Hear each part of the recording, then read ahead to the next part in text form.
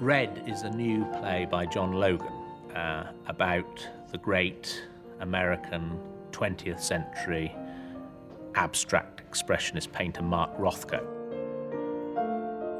The play takes place in a very specific point in time when Mark Rothko was occupying 222 Bowery, and he was working on what became known as the Seagram murals. It was a huge commission at the time for a series of paintings that were for the Four Seasons restaurant in New York. $35,000 they are paying me. No other painter comes close. Imagine a frieze all around the room. The play's time scale is roughly 2 years, and in that time we see Rothko with his assistant. Ken is a young man who enters on day one at the top of the play, almost in a job interview to be an assistant for Rothko. Now, what do you see? Red? But do you like it? Speak up? Yes. Yes, of course you like it. How can you not like it? Everyone likes everything nowadays. So it's quite a terrifying prospect for this young man who may or may not have an art background. To what do you aspire? I want to be a painter, so I guess I aspire to painting. Then those clothes won't do. We work here.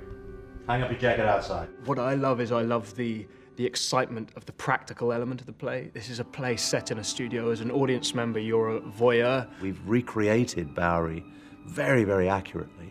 And what you actually see art being made. I get to prime canvases, I get to sort of sift paints, I get to boil, size, you know, all these various things, which on a purely kind of tangible level is very exciting. The physical labor that goes into creating art, and I think that's something that audiences haven't seen very often. You know, we haven't got sort of painters talking about art and daintily touching up an already finished canvas. We've got two men physically working, making stuff.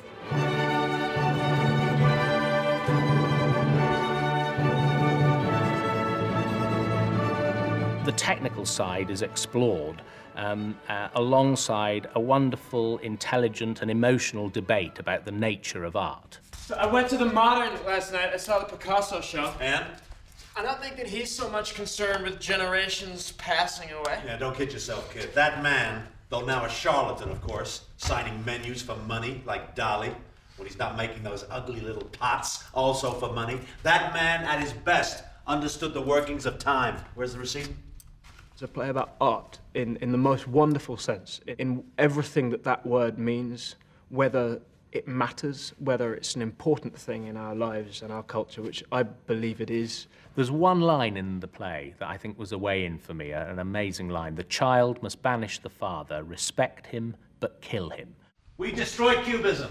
De Kooning and me, and Smith and Barnett Newman and all the others, we stomped it to death. Nobody can paint a Cubist picture today. Well, you take pride in that? Stomping Cubism to death? The child must banish the father. Respect him, but kill him. What, and enjoy it? Doesn't matter. Just be audacious and do it. It's about more than just a painter and his assistant. It's about more than just the art world. It's about the world we're in. It's certainly about the theatre.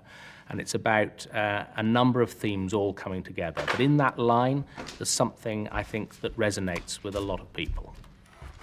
It's tragic, really, to grow superfluous in your own lifetime. Right? So the child must banish the father, respect him, but kill him. Isn't that what you said? So you guys, you went after the Cubists and the Surrealists, and boy, did you love it. Now your time has come, and you don't want to go. Well, you can exit stage left, Rothko, because pop art has banished abstract expressionism.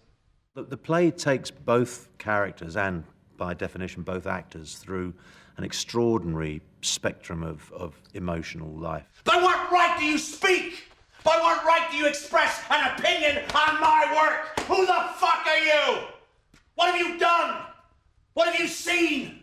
Where have you earned the right to exist here with me and all these things you don't even understand? Red? Oh, you want to paint the goddamn thing? Go ahead. Here's red, and red, and red. I don't even know what that means. What the hell does red mean to me? From an actor's point of view, being on stage with one other man, specifically Alfred Molina, it's a treat because you get to start and you don't get to even blink. You don't get to breathe. You just come out a bit of a wreck after 90 minutes. And then sunrise. Sunrise? I meant the red at sunrise. The feeling of it. Oh, the feeling of it. Yeah, well, what do you mean, the feeling of I it? didn't mean red paint only, I meant the emotion of red at sunrise. Sunrise isn't red. Yes, it is. I'm telling you, it's not. Sunrise is red, and red is sunrise.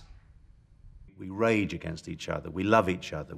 The relationship becomes father and son, mentor and student, master servant. All of that is captured in the play. Red is passion. So red wine, red roses, red lipstick, beets, tulips, peppers. Arterial blood. That too. They forge a very specific bond, one that allows us a way to see Rothko's process and understand the kind of artist Rothko was. Both characters have a very acute journey which meets kind of in the middle. Red light district, red tape, rouge. Lava, lobsters, scorpions. Stop sign, sports car, a blush. Viscera, flame, dead folks. Traffic lights, Titian hair. Slash your wrist, blood in the sink. Santa Claus. Satan. So?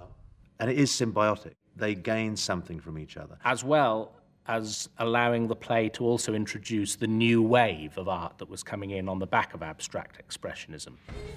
They're trying to kill me. I swear to God, they're trying to kill me. Those prosaic insects, those presumptuous, counter-jumping, Arabi sons of bitches. These are the same walls where I hang. You appreciate that? My gallery, my walls. Polluted now beyond sanitation. When Michael Grandage gave me the play to read, by page 24, I sort of knew that I was going to do it, because it just touched me in a way that you know, great plays do. You know, wonderful plays have they have an effect on you. It's almost visceral. You may not like it, but nowadays, as many people are genuinely moved by Frank Stella as by Mark Rothko. That's nonsense. I don't think so. You know the problem with these painters? It's exactly what you said. They are painting for this moment right now, and that's all. It's nothing but zeitgeist art. Completely temporal, completely disposable, like Kleenex. Like the Campbell soup, like comic books. Oh, you really think Andy Warhol will be hanging in museums in 100 years alongside the Bruegels and Vermeers? It's very exhilarating. And there's always a moment towards the end where I have a little moment of peace when I sort of change gear, and and every night it happens, I suddenly think, oh no, it's nearly over. It's a real joy to play every night because it works on so many levels. I first worked on Broadway in 1998, and it's a very special experience. I've always had a wonderful time there. Very, very excited to be going back. Ironically, or randomly, when I was younger, I enjoyed practical art a lot, and I became weirdly obsessed with New York without ever having been there. And so these one-way signs and the walk, don't walk signs, before they changed to the men, I did this sort of huge collage. I think if you speak to any English actor or actor period, they'll say it's a dream to work on Broadway, but certainly for me it is, and I cannot wait. The Donmar Warehouse has been very fortunate to bring some of its work to Broadway in recent years. We've presented Frost Nixon, Mary Stuart, and most recently Hamlet with Jude Law. So to bring a new American play this season is a wonderful privilege for us. To be able to present a 90-minute piece of theatre in Mark Rothko's studio, a studio that comes with the smells of a studio where every part of it is operational, is a great challenge for us, and a wonderful and an exciting journey for audiences to go on, to be able to engage in that relationship with them, in that environment with them.